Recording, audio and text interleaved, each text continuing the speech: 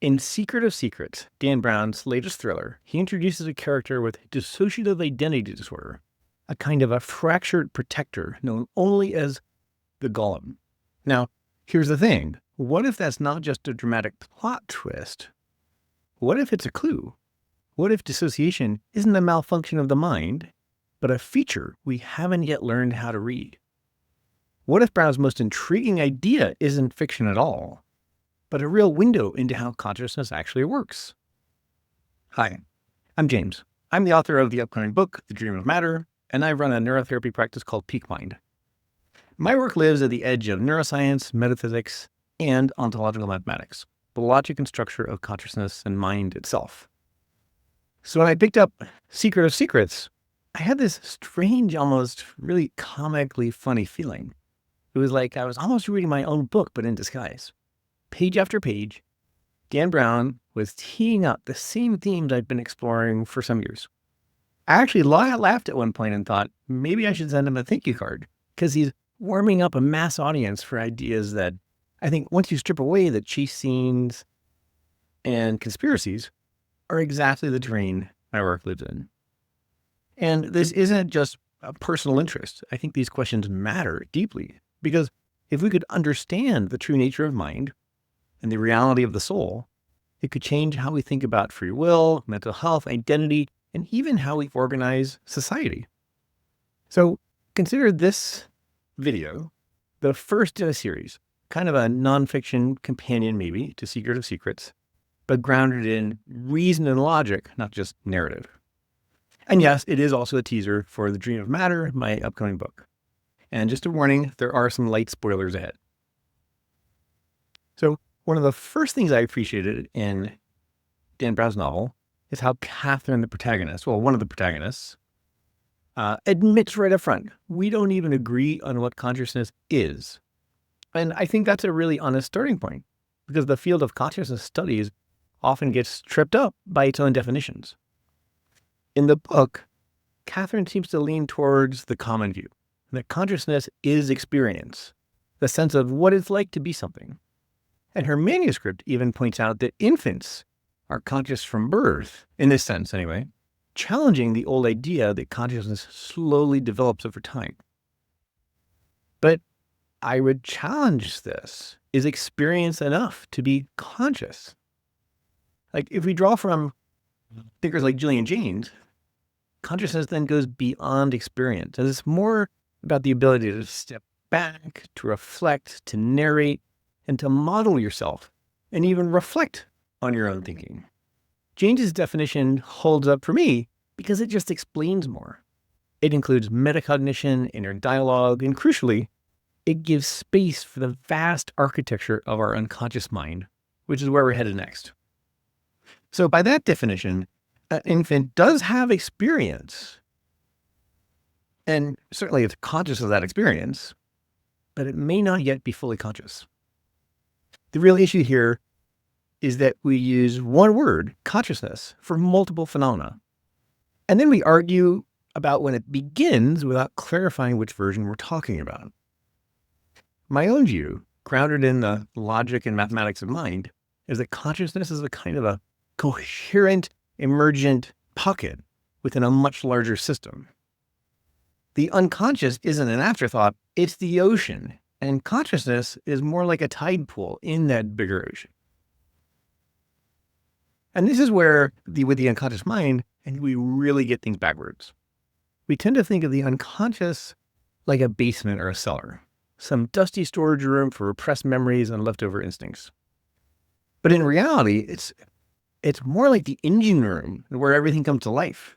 The unconscious is really the primary mind, and consciousness is what happens when a part of that unconscious system kind of loops back to observe itself, a self-stabilizing eddy in a much larger current.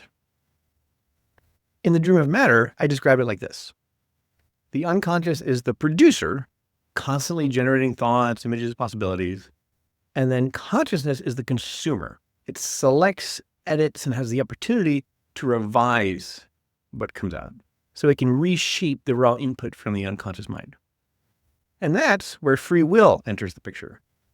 We have the capacity to not just experience what the unconscious produces, but to edit it, to revise the script. And that's where I think consciousness comes in. Ontological mathematics goes further. It frames the mind as a frequency domain, something infinite, dimensionless, and immaterial, not present in our physical universe. And the body and the brain, those are more like projections. They're just one version of how that information shows up in space-time. So it's no wonder that Catherine says science struggles to define consciousness. It's asking the wrong question at the wrong level. Now, Catherine also references, and I love this, the famous Libet experiment, where brain activity seems to show decisions happening before a person becomes consciously aware of making them or making that choice. And at one point, it was often cited as proof that free will doesn't exist. So here's what the experiment actually tested. People were told to flex their wrist whenever they felt like it. Now, at the same time, their brain activity was tracked using EEG, and they reported when they made that choice to flex the wrist. And what the study found was this. Around 350 milliseconds before a person reported choosing to move, there was already a spike in their brain's readiness potential. And so on the surface, that seems to suggest that the brain decides before you do. But there's another interpretation. Maybe it just shows that the unconscious acts first, and then the conscious mind narrates after and interpreting what happened. Now, this doesn't disprove free will, it reframes it. See, consciousness in this view isn't the originator, it's the commentator, the narrator catching up to what's already unfolding.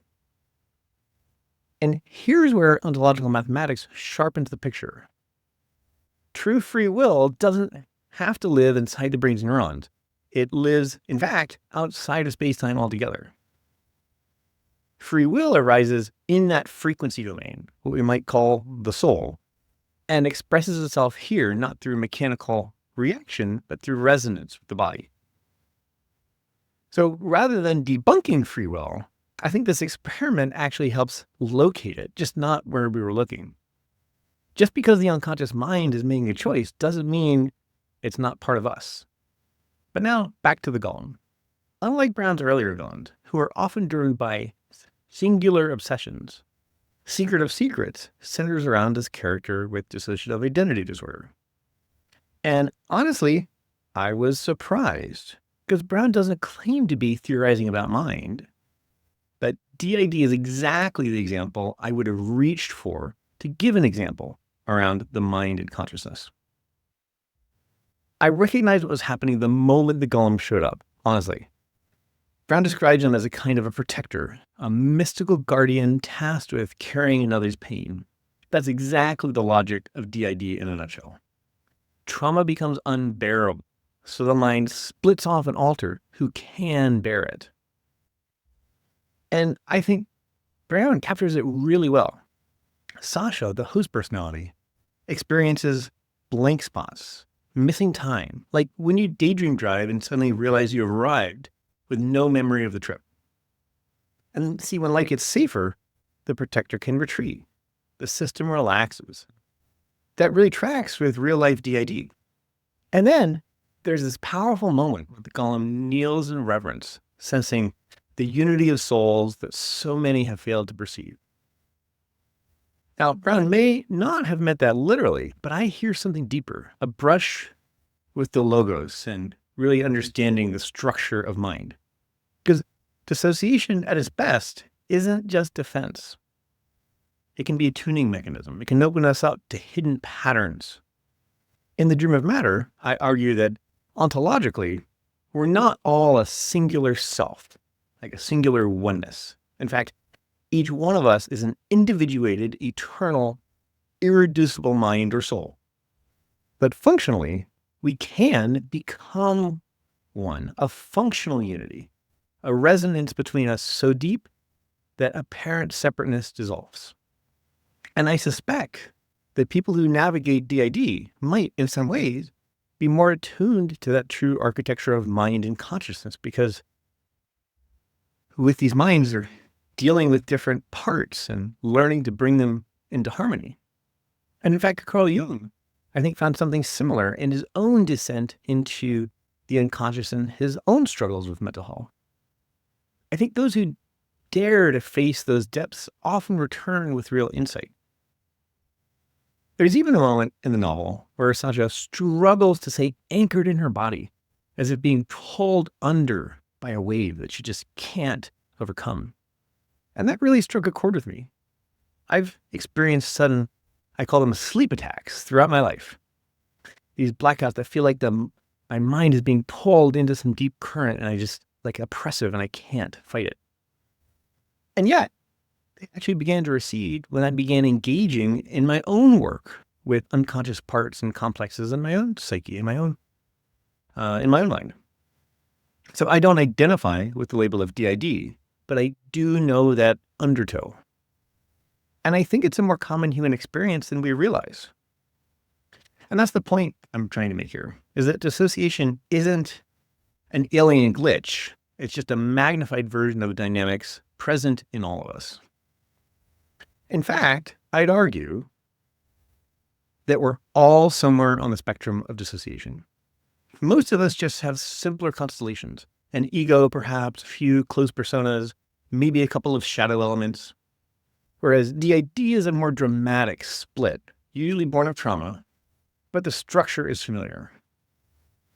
And in fact, Brown has nodded to this before, maybe without realizing it. In The Lost Symbol, there's a beautiful moment at the end of the book, maybe even in the epilogue, that hints at the plural nature of God. E pluribus unum, out of many, one. I suspect that the initiates of secret societies, and some of the American founders included, understood this long before neuroscience and psychology caught up. And it's no surprise we find it in the national motto. We are interference patterns of subcells. And our universe is a greater interference pattern of all of us. Alignment isn't just therapy talk. Maybe it's also physics. Imagine dropping pebbles into a pond, and you see these ripples that maybe intersect. In some cases, they reinforce each other and the waves build, but sometimes they cancel out and the water goes flat. Logically, that's essentially what happens inside of us, right? We have these patterns that interact and constructively and destructively interfere with each other. And Carl Jung called the process of reintegrating the psyche, basically finding those parts that are creating sort of maladaptive interference and bringing them back and unifying them. He called it individuation. And I think of it as simply as alignment, getting our inner voices to resonate with each other and become one. And this logic scales too. We see it in neighborhoods. I mean, a really simple example, try organizing a neighborhood event. You know, if a few people are aligned in motivation and spirit, momentum builds. And if not, it fizzles. The same is true of our own minds. Imagine we want to go to the gym, but part of us is tired, part of us wants to do something else. We end up with this interference and we just don't get anywhere. And even pop culture is starting to catch on. Like, I really think that this pattern is starting to move from our collective unconscious into the collective consciousness as even the zeitgeist. The award-winning TV show Severance, which, if you think about it, is all about dissociation, visualizes integration as literal sine waves locking into sync. And this is exactly the coherence logic I explore in The Dream of Matter. And I really think the shift in understanding isn't just interesting intellectually, it's necessary. Because if we keep acting like sealed off individuals, we're going to stay stuck in gridlock.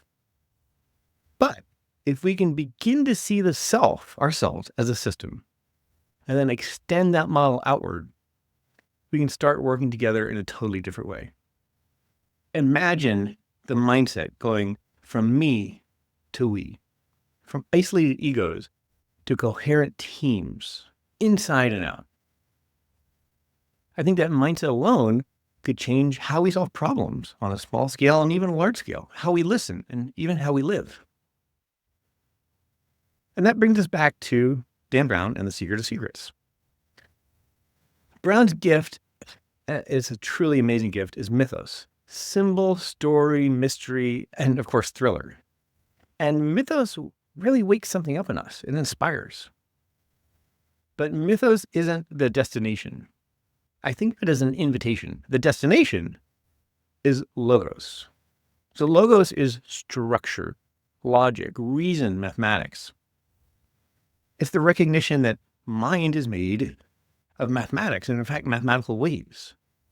That conscious and unconscious aren't really that separate. There are differences in timing and stability and coherence, really. And that free will lives in the frequency domain, not in the meat domain. The unconscious isn't just a junk drawer. It's really the engine of everything we are and everything we do. And dissociation, it's not an error. It's a clue. And just as somebody with DID can learn to bring their inner system into cooperation, so can societies. Like imagine, when enough individuals get their signals aligned, something larger comes online. What Rousseau from the French Revolution called the general will. Not uniformity, not sameness, but resonance between us. And this is the kind of stuff I mean when I talk about decoding the mathematics of the soul. So yeah, maybe I do owe Dan Brown that thank you card. He dramatizes the mythos beautifully. He opens the door. But once the door is open, it's Logos that allows us to walk through. If you want one last image, picture an orchestra tuning. At first, it's chaos. Violins sawing, brass honking, oboes squeaking and squawking. And then, slowly, things start to align. Harmonics lock in. Noise becomes music. And that's the task of mind.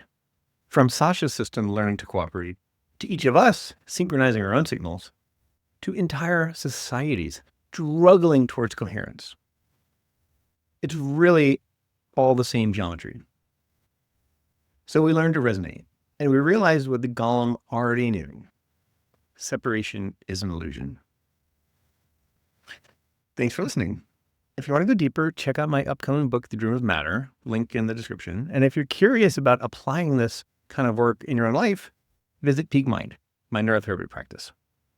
And if you want to keep following these ideas, subscribe to this channel and also to my Substack, also The Dream of Matter.